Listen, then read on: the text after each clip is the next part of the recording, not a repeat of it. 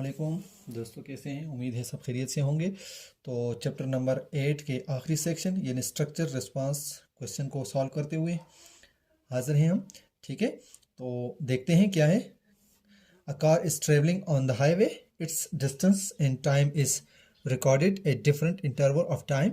ठीक है, सीधे टेबल हमने टेबल देखना है और फिर नीचे दिए हुए आंसर के क्वेश्चंस सॉल्व करने हैं। ठीक है, तो चलो सबसे पहले क्वेश्चन नंबर 1 देखते हैं। A, draw distance time graph for this car. इस कार के लिए हमने डिस्टेंस और टाइम पे ग्राफ जो है उसको ड्रॉ करना है।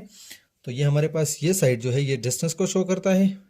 ठीक है, मीटर में कितने मीटर डिस्टेंस, और ये जो है ये टाइम को शो कर रहा है, यानी 5 मिनट में 20 मिनट का।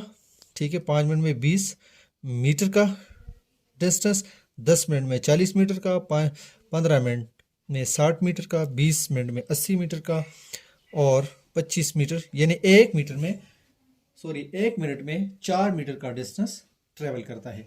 ठीक है, तो ये ग्राफ हमने इस हिसाब से ड्रा कर लिया है, यानी क्वेश्चन नंबर फर्स्ट का आंसर सॉल्व हो चुका है। अब नेक्स्ट है क्वेश्चन नंबर 2 का आंसर।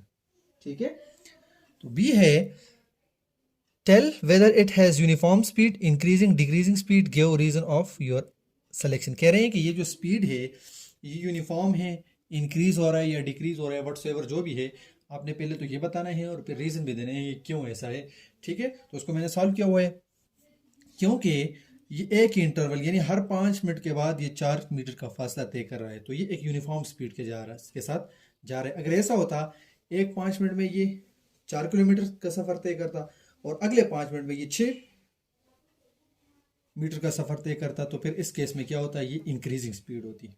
ठीक है, दूसरी डिक्रीजिंग की बात कर लेते हैं। अगर ये पहले 5 में 4 मीटर का डिस्टेंस ट्रेवल करता और अगले 5 मिनट में ये 3 मीटर या 2 मीटर का डिस्टेंस ट्रेवल करता, तो इस केस में ये डिक्रीजिंग होती। ठीक है, तो ये ना तो इंक्रीजिंग है और ना डिक्रीजिंग है, क्योंकि ये फासला भी 5 मिनट में और एक ही इंटरवल के साथ यानी एक ही स्पीड के साथ एक ही तरह का डिस्टेंस एक ही तरह के टाइम में ट्रेवल करता है। ठीक है, यानी हर 5 मिनट के बाद ये 4 मीटर का डिस्टेंस ट्रेवल करता है, तो इसलिए हम इसको यूनिफॉर्म स्पीड कहेंगे। ये यूनिफॉर्म स्पीड के साथ ट्रेवल कर रहा है। It has uniform speed because speed increase equal interval of time. ठीक है, इक्वली स्पीड जो है वो इंक्रीज हो रहा है इक्वल इंटरवल ऑफ टाइम के साथ। ठीक है,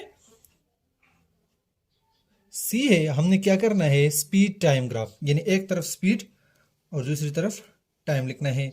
ठीक है, इसमें जो गाड़ी है वो कांस्टेंट यानी यूनिफॉर्म स्पीड के साथ ट्रेवल कर रही है। ठीक है, तो ये ग्राफ भी हमने ड्रॉ कर लिया है।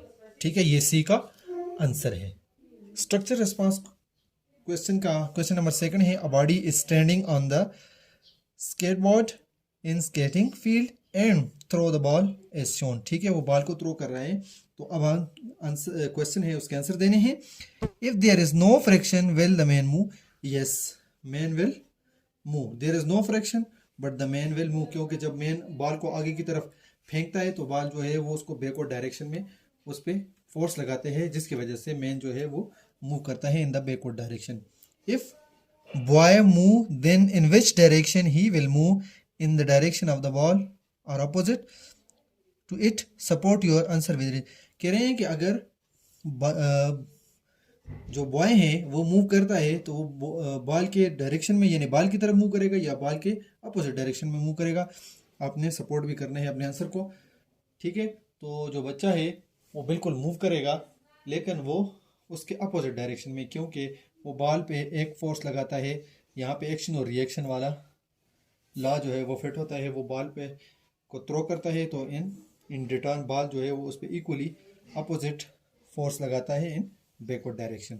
ठीक है, the man will move in opposite direction because of action and reaction.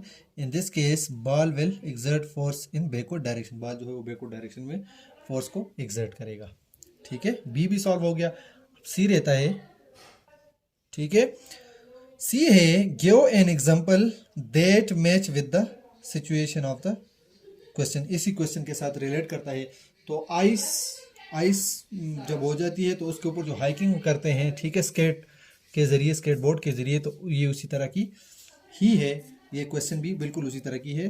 तो another example that matches with the situation is ice skating golf. ठीक है, जो तो ये इसके साथ बिल्कुल मैच करता है। ठीक है, तो स्ट्रक्चर रिस्पांस क्वेश्चन भी सॉल्व कर लिया हमारे। ये चैप्टर खत्म हो गया, चैप्टर नंबर 8। अगले सेक्शन में इंशाल्लाह चैप्टर नंबर 9 की तरफ जाएंगे। दोस्तों आपसे एक रिक्वेस्ट है कि मेरा चैनल ज़रूर सब्सक्राइब कीजिएगा। आप सबका देखने का बहुत बहुत शुक्रिया। थैंक यू, अल्लाह हाफिज़।